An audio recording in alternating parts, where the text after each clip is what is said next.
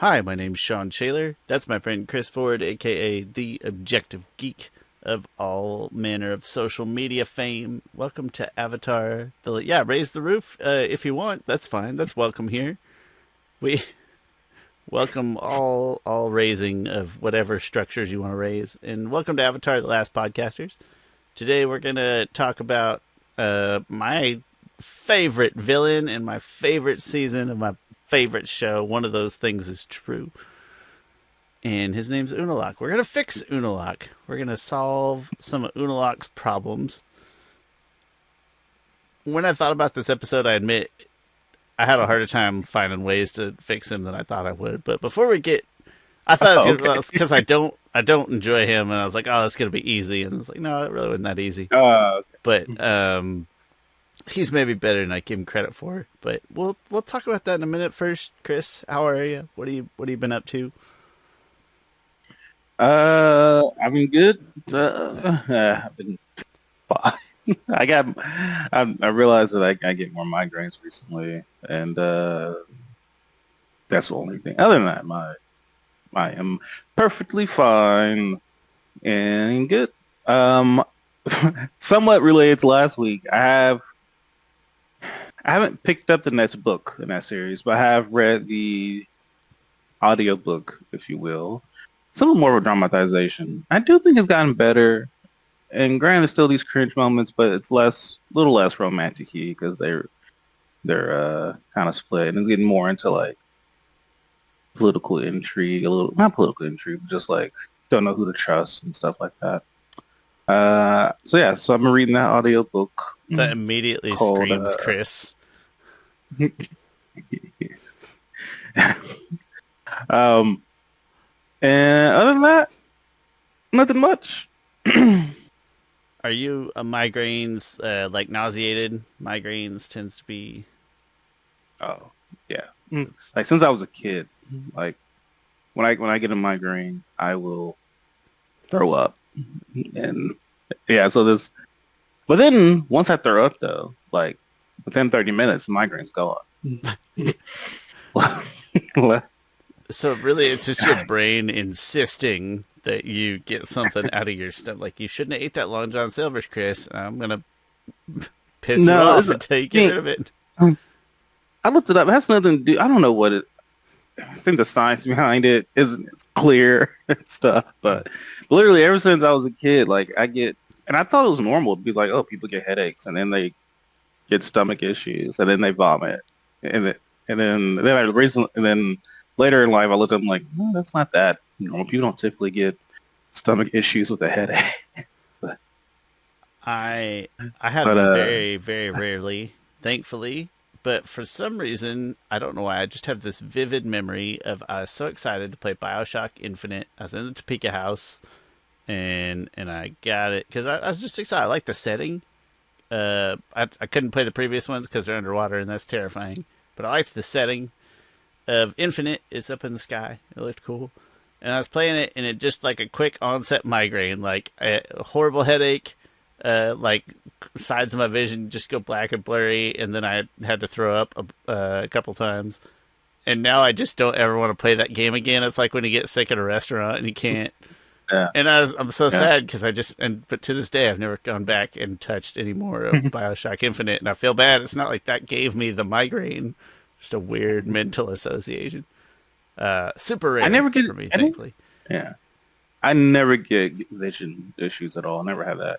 Like I get lately. I get a migraine like 2 times a month, 2 to 3 times a month, and they vary in severity. But yeah, I had one Wednesday, maybe it was Wednesday, and just threw up a bunch. And then, like, my abs hurt from it the next day. But a little bit of gratifying pain in those. Like, that counts as my workout for the day. Yeah. I expelled about probably 500 calories. Oh, if you count expulsion plus burning, Chris, that's a fast track to weight loss right there. Yeah. You nailed it. Sure, I just hate the feeling. But I remember when I was a kid, yes, I used to give him a lot of time. One time, I got chosen somehow to go on this field trip of like an overnight field trip where we spent the night at the science museum, and like it was so cool. I was so excited. And then I remember getting a headache that night, and I was like, no, I don't want to throw up. I don't, because I didn't want to, because they'll call my parents and be like, oh, he's sick, he has to go home. In the middle of the night, which Yeah, it was probably like 10 o'clock, bad for and everybody. I remember like, and we all like, we brought sleeping blankets or something, and like just laid out on the floor and slept. And then I went to the bathroom, threw up, came back, felt great. No one knew that I vomited. It was like fourth grade or third grade. 10-year-old Chris just wiped the vomit off of his mouth as he walks out of the bathroom like, success! I felt fine after that. Mission accomplished. You're like a drunk at a bar who's trying to pretend they're not too drunk to drive home. Yeah. You didn't see nothing. Oh, that's great. I mean, sorry, the migraines aren't great, but I'm glad that you have recognized that all you got to do is just fingers, back of throat, boom, migraine. No, it wasn't. I don't need No. to. I don't force it that. Oh my gosh, I couldn't even. That feeling of forcing. I've never forced myself to vomit. No, somebody call Percy Harvin. We've found the cure for that poor guy. I can't really force myself to throw up, or at least I've never had a need strong enough to make it work. No, I've never been poisoned or something to like. All right, we got to induce vomiting. Yeah, I've never been never needed to fake sick to get out of an exam quite that bad or anything like that. Yeah. And you know the dumb thing is like, you know how in school if you vomit you got to go home. Which is when I was in fourth grade, I got so many headaches that rule didn't apply to me. Just be like, it was a stressful year for young Chris Ford, fourth grade. Just is there underlying not like, did you not like your teacher in fourth grade or a specific class?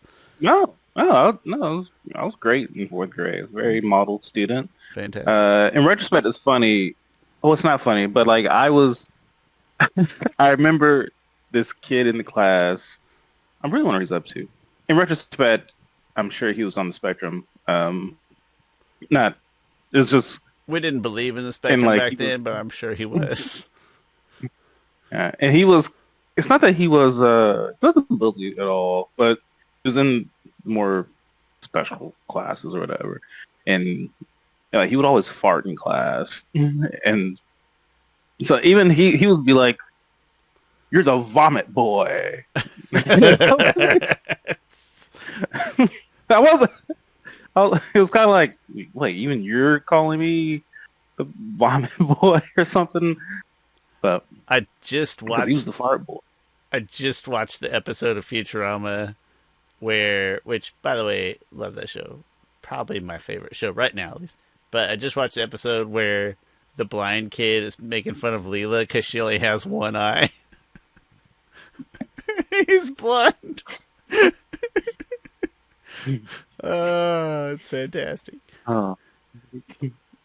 Well, Chris, I hope that your migraines either subside or that you find a cure that doesn't involve throwing up in a museum bathroom. I need some type of medicine that tricks my brain into thinking I vomited.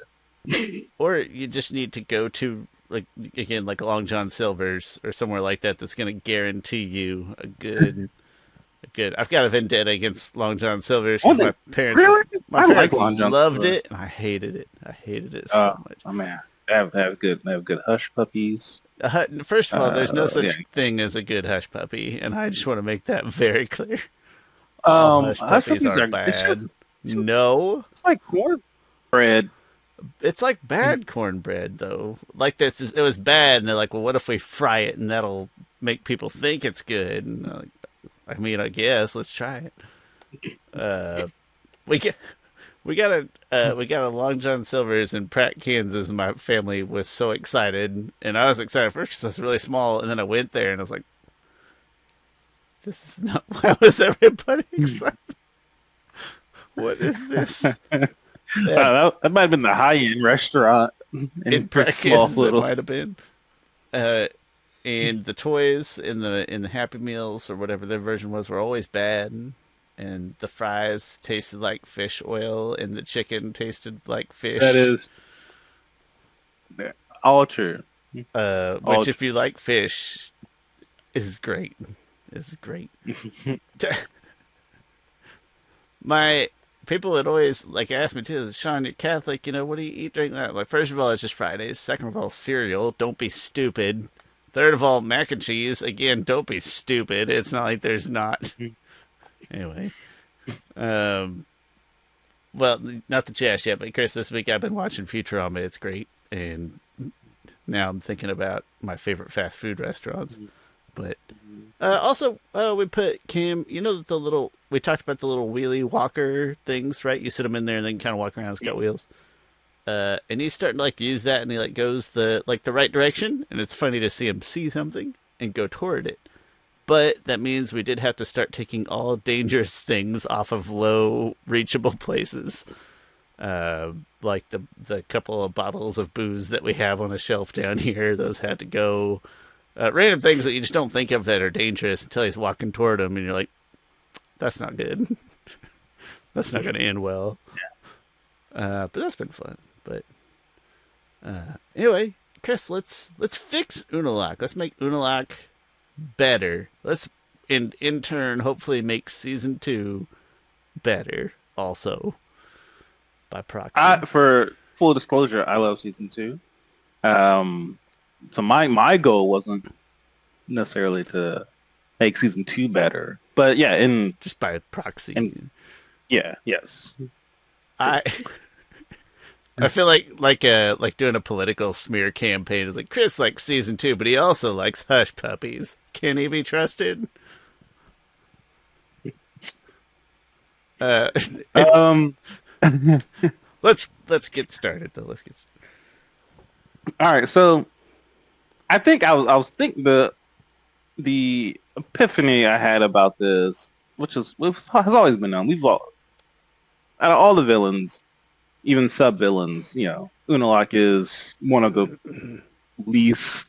least enjoyed. Like him and Zhao and Long Fei.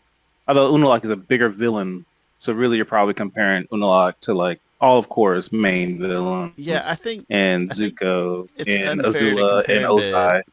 like Zhao is clearly a B villain at best, right? Yeah, And this guy's an A villain, a primary. yeah. I would. Who Same do you with think is a Longman. better villain? I'm sure we've had this discussion before, but like between Ozai and Unalaq, I'm just curious. Who do you think is a better villain, or that you like more? I don't think we've had this conversation. Let me sit on this for a minute. Okay. Unalaq is more unique. He's more unique. He has something that feels less. I don't know. It feels more intricate, but in a good, humane way, not just me superpower. It's deeper.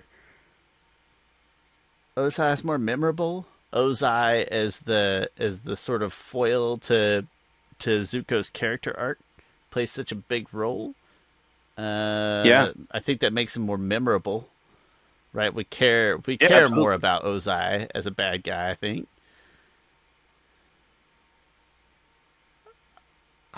I don't know if I Yeah, I can answer think. that question. Oh, I'm sorry, I interrupted you. Go ahead. No, I just think between the two, um, and this goes to one of my changes for Unalaq is between the two, Unalaq's presence is more impactful to our individual characters, specifically Zuko, but it's on a personal level. Like that, he affects Zuko on such a deep personal level that even though he's a fairly flat character, in one dimensional, um, his presence still affects our main characters way more, I think, than like Unalaq's presence. Um, like Unalaq, there's there just isn't that kind of personal vendetta or obstacle with him compared to as compared to Ozai. Yeah, I think Zuko is what we've talked before, or Mike and Brian talked about having like a clear and present danger villain, right? Something closer up than Zuko, and that kind of by proxy keeps Ozai more present than he probably deserves to be. But I mean, it works. Like by nature of liking Zuko and appreciating that arc, makes you Yeah, hate Ozai in a good way more. yeah, and I will give credit to, and it's not something I always thought about. Like when we talk about Ozai, our main complaint is like, oh, he's flat, he's two dimensional, he is just a stereotypical villain, and I think it's funny. This is gonna sound pretty, not presumptuous. Oh my gosh, why don't it's a word that I like to use a Pretentious? lot. I always pretentious. Thank you. Always love that word, and I always forget it for some reason. Don't sound pretentious, but in trying to write or come up with a villain for our fan fiction, like I think our initial goal was like, we should just have a villain who's bad, for the sake of bad, like, don't have to have some sob story or doesn't have to have a reason behind it. And like that was some of uh some of, my goal when I was thinking about it. And then and then the more you try to craft a villain, you go with like, oh well, why is this? Why is that? And then you start kind of creating a more three-dimensional. Again, sounds very pretentious of me for freaking fan fiction. And then I started to realize, oh, it's actually kind of really hard to write a villain that works, that is very flat and one-dimensional. And Ozai absolutely works. Like the story's great, and as an audience member, sometimes we're like, oh, they should be more rounded or have more depth to them. And then I kind of come to realize that it's kind of hard to write. It might be harder to write a character who doesn't have much depth to him and still at the same time tell a very engaging story. We talked. We at least at one point made like a Joker reference. Like it doesn't have to be bad specifically, just to be bad. Just like chaotic evil, right? Like I'm here to Yeah, I'm here yeah. to cause disruption. But even then, Joker might be the one good exception to that rule. Joker is like, it's so funny because I've come to realize also that Joker is he might be he's the greatest villain in the sense that no one wants to know anything about the Joker. Like no one's like, oh, why don't we know what Joker's intentions are? Like everyone else, it's like Joker is a manifestation of just pure evil. It doesn't need any reasoning and stuff. Such an interesting character that everyone just loves. But he might be the exception to the rule. Uh, Yeah. I think I'm thinking like in D&D, we've come across characters who are probably kind of pre-crafted to some degree, but the DM brings them to life. That their motives for causing chaos tends to be even in the name of like a religion or their specific deity that they worship or whatever. And so there's, I wouldn't say depth, but it's like there's something underlying it, but that they still just generally exist to cause chaos, and that's kind of fun. But nowhere is that those feel like B type villains in a D&D campaign to me, right? They feel more like Yeah. a nuisance than a primary end of a primary story arc. So what I'm getting at is I'm struggling to think of other examples that feel as good. But Ozai, again, I think part of what keeps Ozai probably wouldn't be any good at all if his children didn't make him so clear and present by Yeah. proxy. Yeah. I don't think he would Um, feel interesting whatsoever if we didn't have them and them being developed so well. yeah, and so that brings me to like one of my first changes for Unalaq would be like make him more personal, or make him more involved in some of the characters. Like I think you could perhaps make him like he has a bad relationship with his brother. Um, oh my gosh. Um,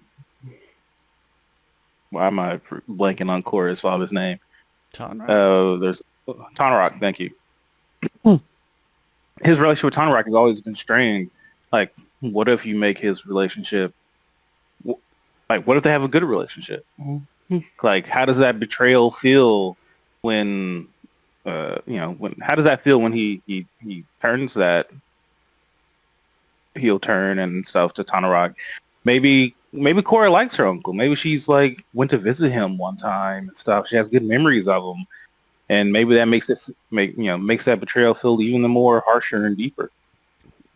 So let's take that a step further and say, obviously, I understand why this would be hard, but like, what if Unalaq had been in book one as a good guy, or as a neutral family member, at least that we saw? Like, what if there was already a character there, as opposed to meeting a new character that you're instantly suspicious of? Yeah. They do a pretty good job of masking the suspicion, but it's like I still ran into a new character in a position of relative power, and I mean, my we all relationship with my knew, brother was strained. Like, okay, yeah, I'm suspicious right out the gate. like, as an audience, we knew, oh, there's the book two villain or sub villain. What Immediately, we clock that. So, but if you lay the foundations earlier, like if you lay the foundations in book one, you can already know in book one that he has like a strained relationship with his brother. That's why you don't see him all the time. That's fine. But here he is in his 1 or 2 episode little side appearances for whatever reason. But then in book two, maybe that makes him feel more thoughtful, more fleshed out. And maybe it doesn't help that at book one we got conniving water bender, politician, corrupt. I didn't really. And then at the start of the start of book two, we got waterbender, politician, corrupt.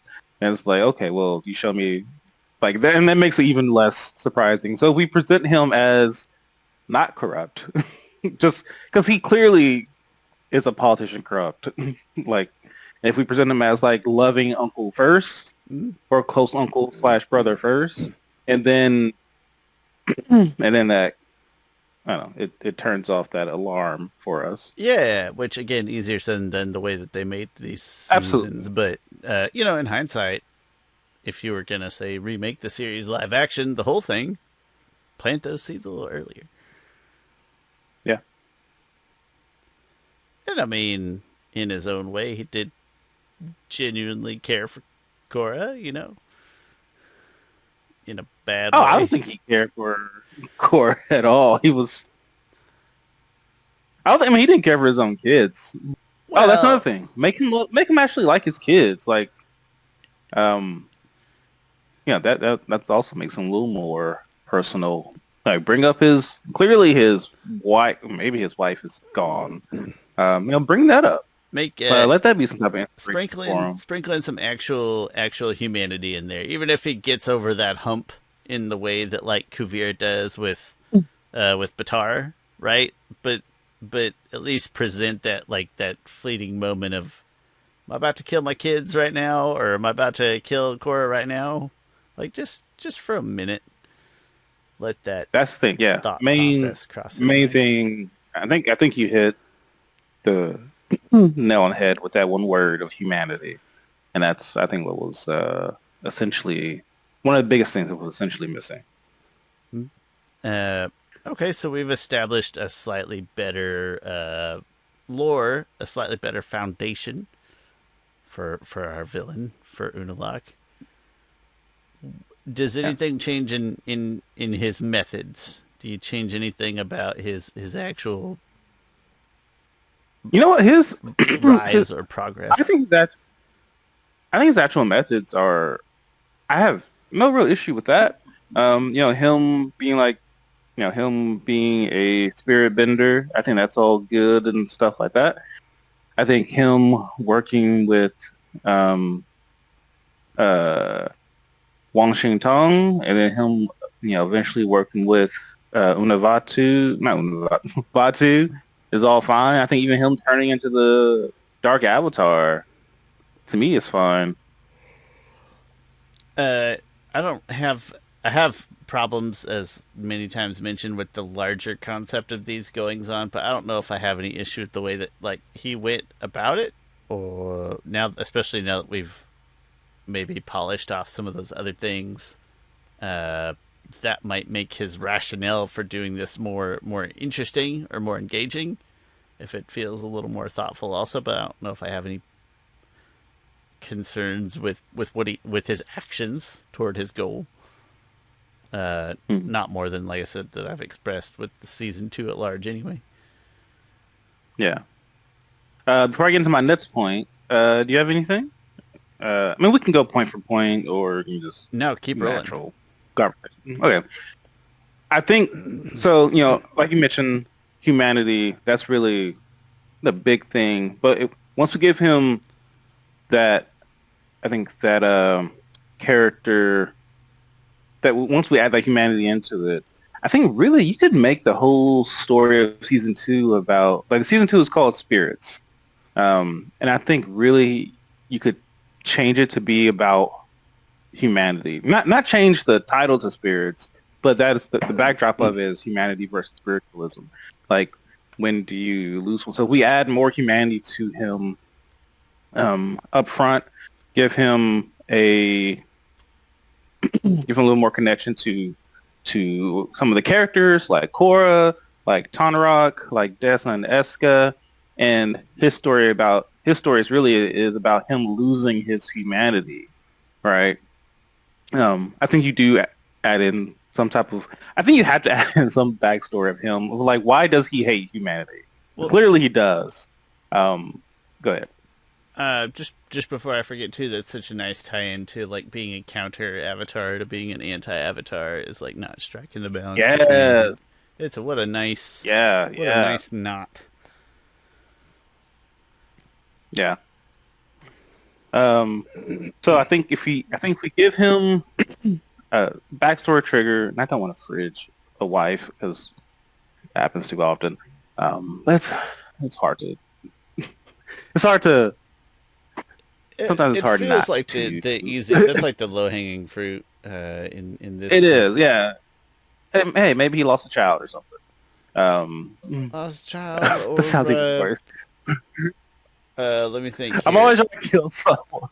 What if something that makes him? Yeah.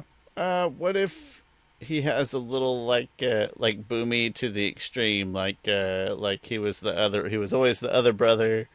And then, like, if he had a harder path through every single thing just because he was brother number 2, just his whole life. Maybe there's a love, like a lost love thing in there. He had a crush on Korra's mom or whatever. Yeah, just like the whole lifetime of microaggressions because of the second brother vibe. I almost want to give him. So if I think about his goal, and we try to maybe keep his goal somewhat intact, of like spirits should rule the world, chaos ensues, whatever. So what makes him hate humanity? There's one villain in Yu Yu Hakusho that is like so freaking compelling. He's there's 2 villains, but there's one and they're completely different. Anyway, one villain named Sensui, and Sensui hates humanity. Sensui, Yusuke Urameshi is a spirit detective. That's like his job, is to like protect the human world from the demon world. He has to go and kill demons and stuff. I mean, he's if there's good demons and stuff, he'll friend them and whatnot. But the spirit detective before him was a guy named Sensui, who was this really powerful spirit detective.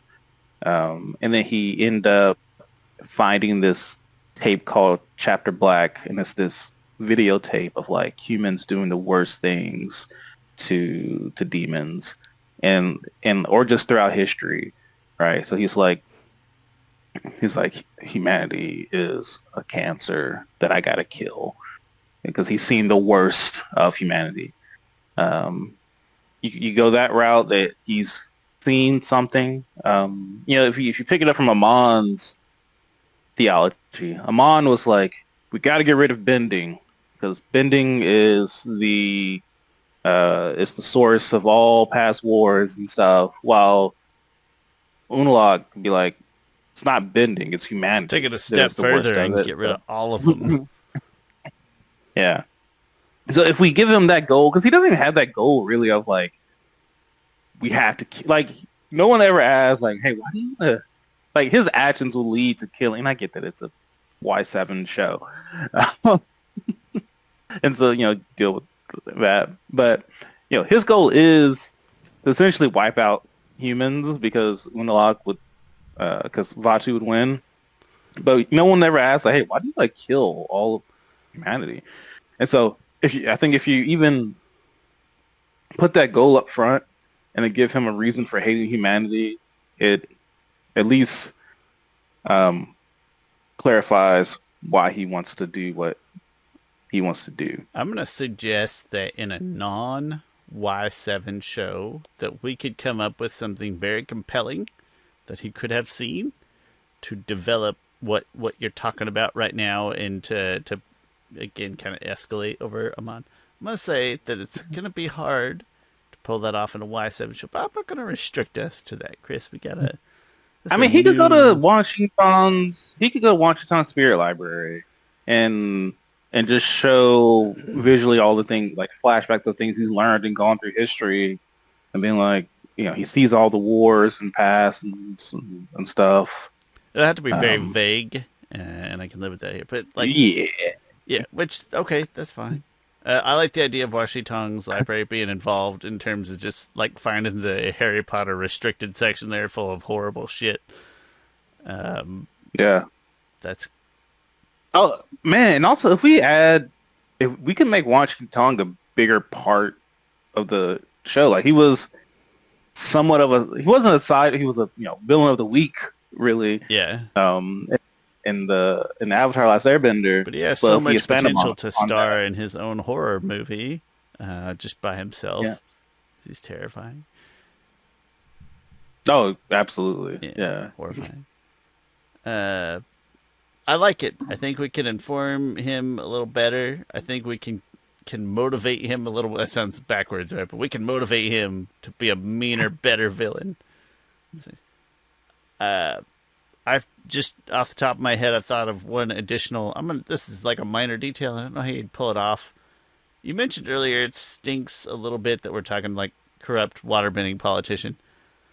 I also think some kind of change of scenery would have helped a little more. Now we did get some Spirit World stuff. Fair. It's not 50-50 by any stretch, but the other 50 is a lot of the same 50, the other is a lot of the same of what we just saw. So if you could find a way to shake up the scenery a little bit somehow, maybe it's just more Spirit World, different parts. Maybe there's more Washington's library and like flashback something or other, right? Like different, just to hit different environments, something different to look at.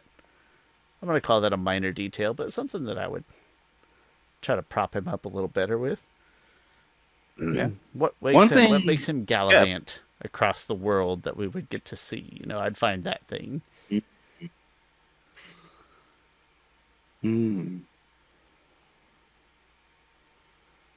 Yeah, I'm trying to think. No, that's a good point. What was I supposed to mention? Oh, the Civil War aspect of it all.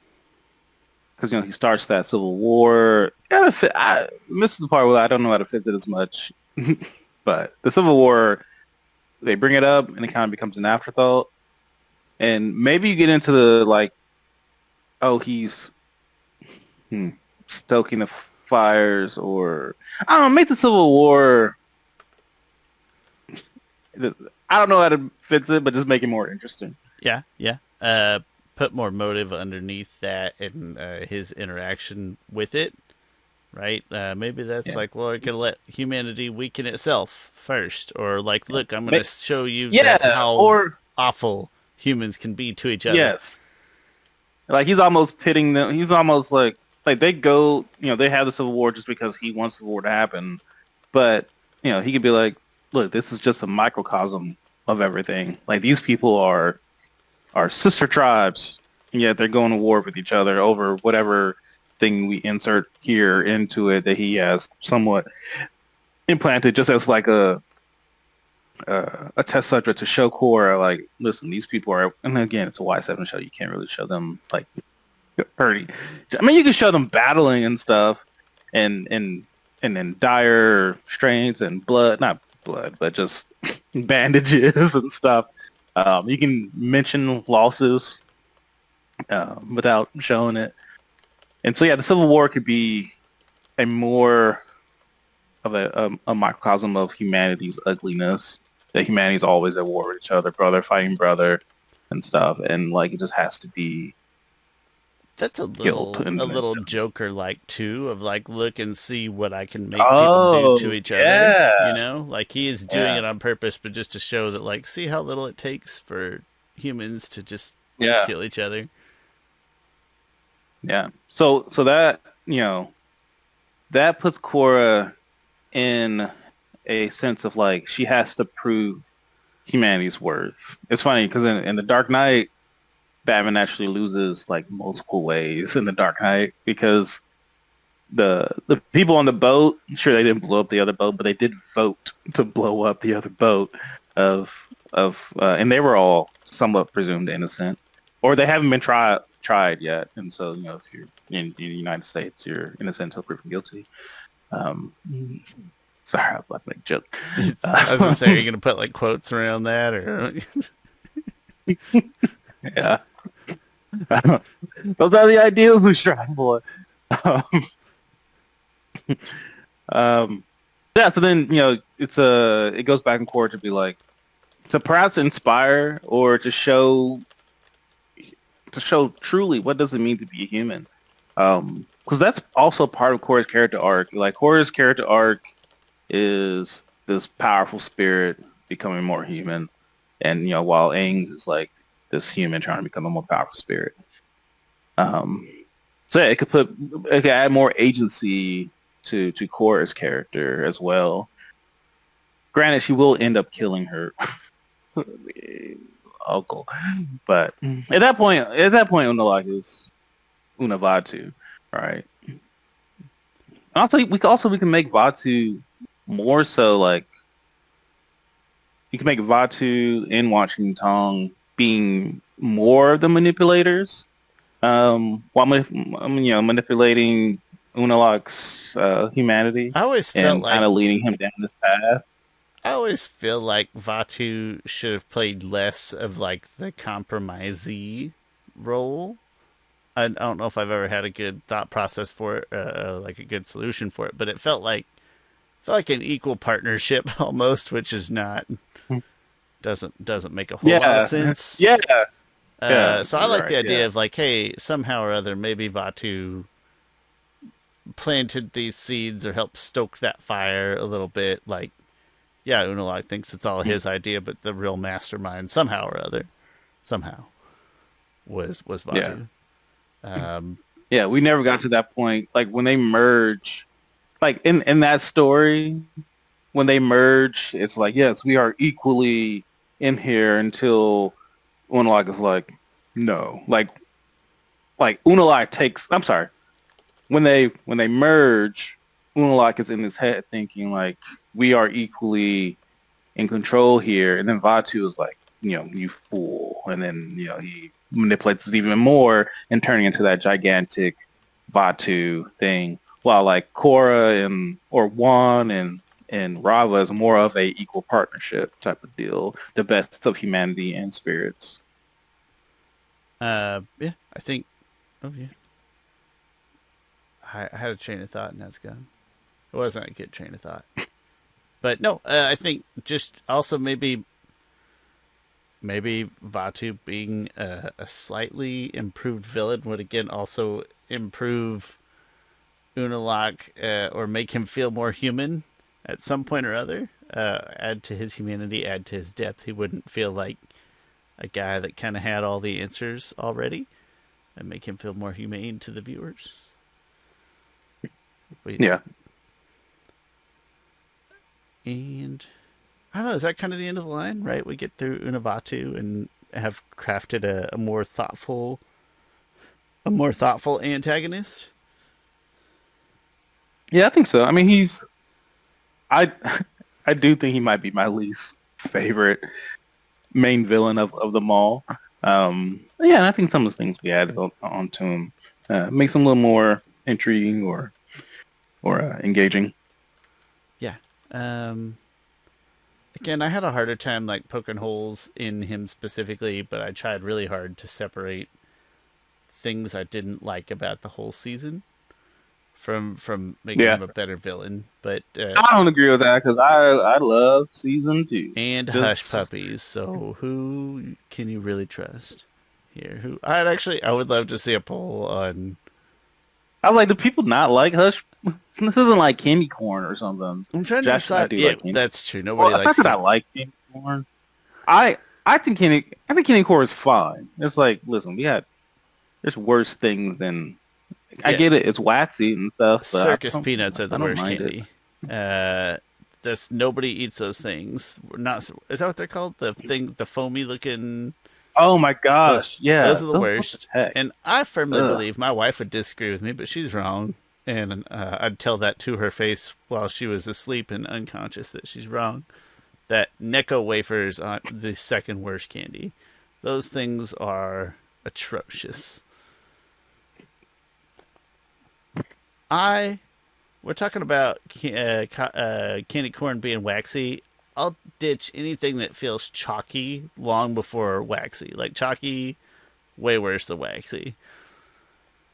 Do you like those fake cigarettes? I don't care for that. There's a. Oh, we talked about this before. The absurdity of the '90s having fake kid cigarettes. Like they were. And to a kid, the more they looked like a real box of cigarettes, the better. Yeah. Like, oh man, I had a rough day. Put out a Lucy and. I do remember, Chris, when the marketing shifted in our lifetime. Like we were alive, and the marketing of those things shifted so that they looked a little less like cigarette boxes, and then like mine started coming in smaller packs, and they would just be. It would just be called candy sticks, and they would have like Marvel superheroes on the box, and they would just be called like candy sticks. Yes. So that did occur. Then they had chewing tobacco gum. Oh my god! Gum that came in a thing it was Big Wrigley gum. Still, see that still exists. Yeah, that's still out there. Which does it? Yeah, and for the record, pretty tasty gum as far as gum goes. Pretty good stuff. I'm more of a bubble tape guy myself. That's just me. But the 90s, man, they were weird. Chris, when I lived in I've probably said this before. When I lived in St. Louis in 2012, a county just south of St. Louis, or that encompasses like the southern edge of the St. Louis metro, had like just gotten rid of smoking in restaurants in 2012, and people were furious. Because people were incensed, pun intended, that they could not smoke in Pizza Hut anymore. That was one thing I did not like. I really liked the cruise we went on. And I don't know if because they cater to, because the audience, like I mentioned before, the average age is like probably 60, but there are way more smoking areas. Not area, like you could just smoke anywhere on the top deck and stuff. Like I'll be like, I want to go outside and get some fresh air, and it's like, like why?